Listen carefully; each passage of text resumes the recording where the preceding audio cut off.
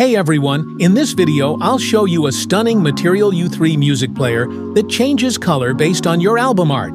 It's smooth, expressive, and works on any Android device and how to set up on your phone. So, let's get started. Before we start, don't forget to like, subscribe, and hit the bell icon. Open File Manager on your phone. Install this music player app. APK link in description. Open Music Player app. Click this arrow to go to next step. Grant media permission. Click Allow. Enable notification permission. Click Allow. Go to Settings and allow storage permission turn on. Preparing your library. Please wait. Perfect. The Material U3 music player's ready.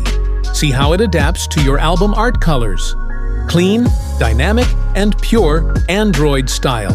If the video is helpful, please like and subscribe for more videos. Thanks for watching.